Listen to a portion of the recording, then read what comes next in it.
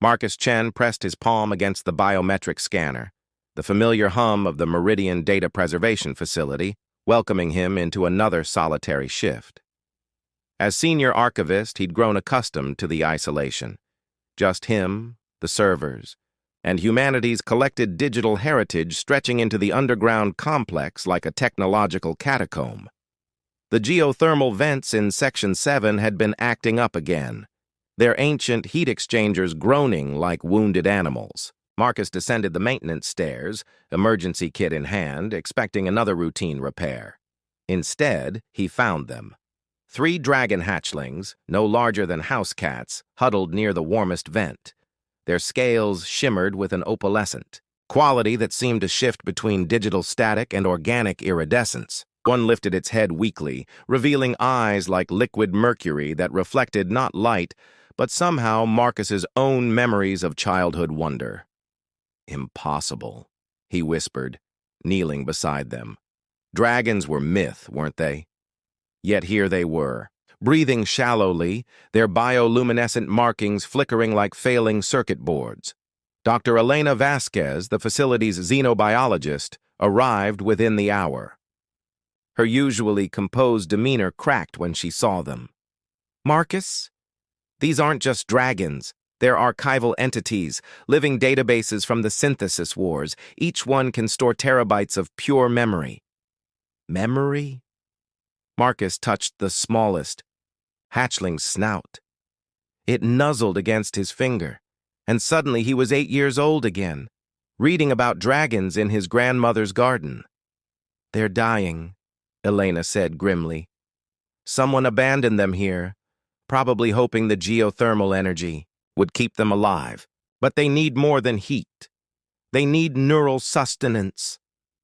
The largest hatchling's eyes opened, focusing on Marcus with startling intelligence. In that moment, he felt something shift, like a door opening in his mind. The creature's breathing steadied, its colors brightening slightly. "They're bonding with you," Elena warned. "Marcus, you don't understand what I can't let them die." He gathered the smallest one carefully. "Whatever it costs, I won't abandon them like someone else did." Elena's face darkened with knowledge she hadn't yet shared. "You have no idea what you're agreeing to." But Marcus had already decided. The hatchlings were coming home with him.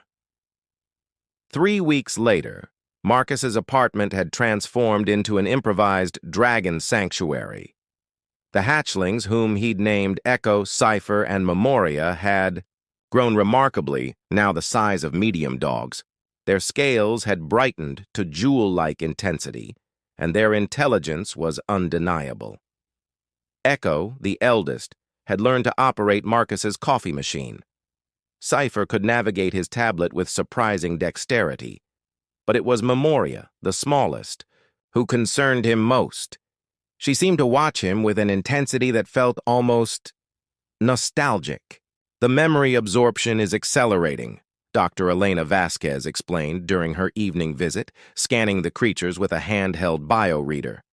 "They're not just surviving anymore, they're thriving." "But Marcus, have you noticed any gaps?"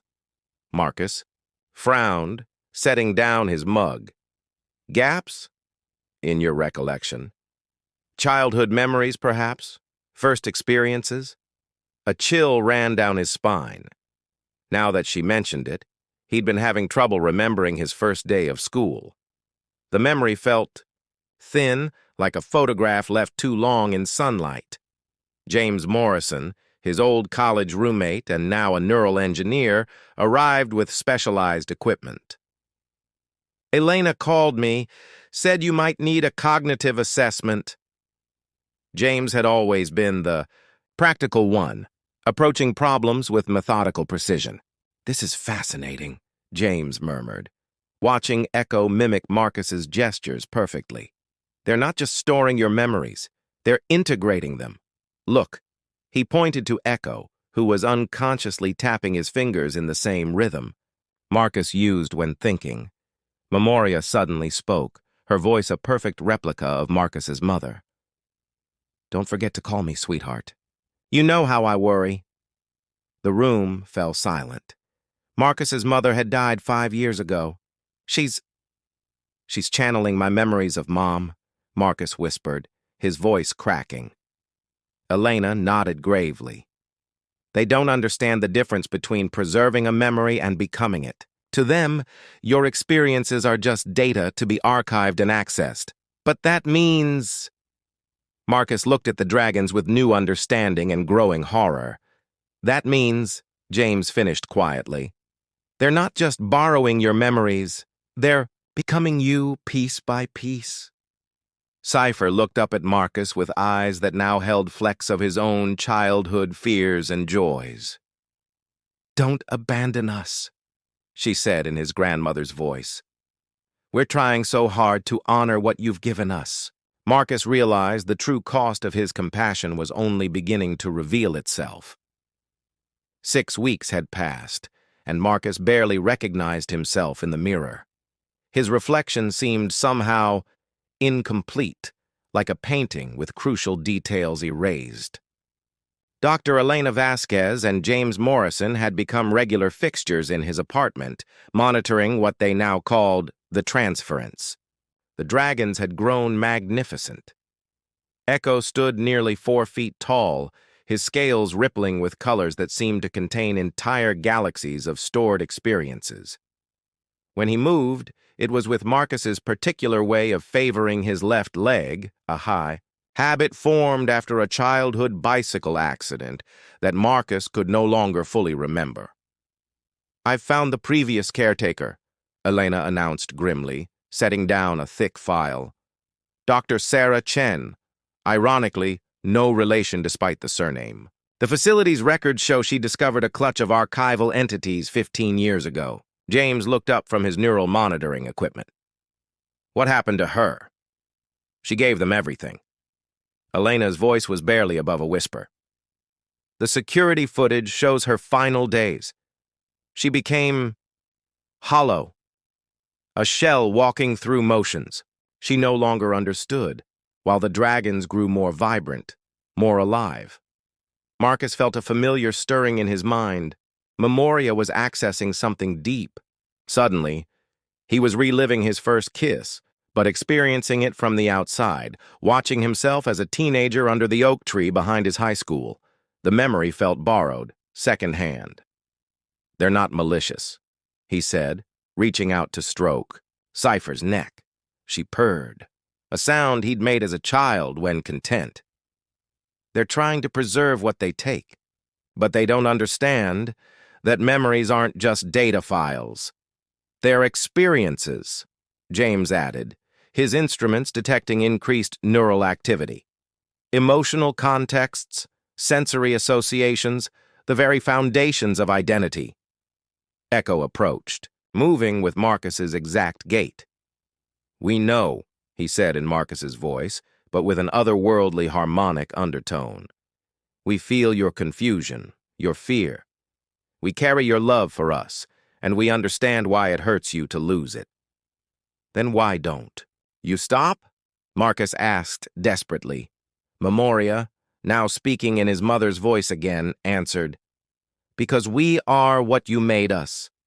Your compassion fed us when we were dying. Your memories nurtured us when we were empty. To stop would be to reject the gift of yourself."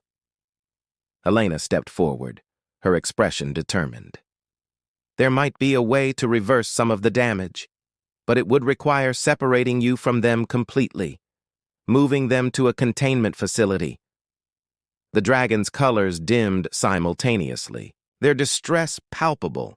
"No," Marcus said firmly, though he couldn't quite remember why the decision felt so important. Marcus stood in his apartment, surrounded by the accumulated detritus of a life he could barely remember living.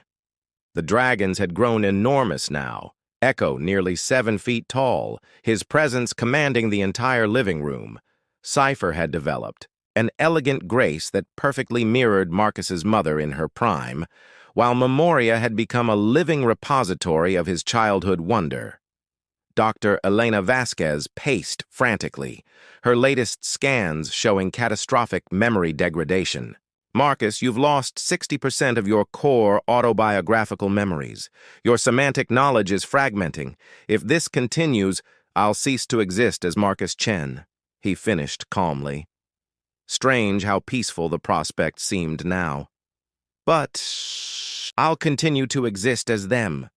James Morrison burst through the door, his usually methodical demeanor replaced by urgency. I've been analyzing the neural patterns. The dragons aren't just storing your memories randomly, they're reconstructing your entire personality matrix. They're trying to preserve you, not just use you. Echo turned, and when he spoke, his voice was Marcus's, but somehow more complete than Marcus himself now felt. We understand now what Sarah Chen discovered. We are not thieves. We are vessels, living monuments to those who choose to save us. Sarah. Chen, Marcus repeated, the name triggering a cascade of borrowed memories. Through Echo's experiences, he could see her, a woman who had faced the same choice, who had chosen love over self-preservation. Elena pulled out a syringe filled with luminescent blue liquid. This is a neural inhibitor. It will sever the connection between you and them. You'll retain what memories remain, but the process will stop. And they'll die, Marcus said. Not a question, but a statement. Probably. They've grown too dependent on the neural sustenance. Memoria approached, her scales now shimmering with the exact pattern of Marcus's childhood quilt. She spoke in his grandmother's voice. The choice was always yours, little one. Love is not about holding on. It's about knowing when to let go. But Cypher, channeling his mother's protective instincts, hissed, "Don't listen. We can find another way. We can learn to give back instead of just taking." Marcus looked at the syringe, then at the dragons who had become living embodiments of his most precious experiences. In their eyes, he saw not just his memories, but his essence reflected. Back, refined, purified, somehow more real than he felt himself. "There is another way," Echo said quietly. "Complete the transference voluntarily. Let us become the perfect preservation of who you were, while you choose who you will be." James grabbed Marcus's arm. "You're talking about ego death. Voluntary dissolution of self." Marcus smiled and realized he was seeing his own expression reflected in Echo's face. Or voluntary evolution of self. The choice hung in the air like a quantum state. Collapse into preservation or expansion into something unprecedented. Marcus stood at the threshold of his own existence, the neural inhibitor in one hand, Echo's magnificent scaled snout resting in the other. Around him, his apartment had become a temple to memory, every surface reflecting the life he'd lived through the dragon's preservation of his experiences. "I need to tell you something," Elena said, her voice breaking.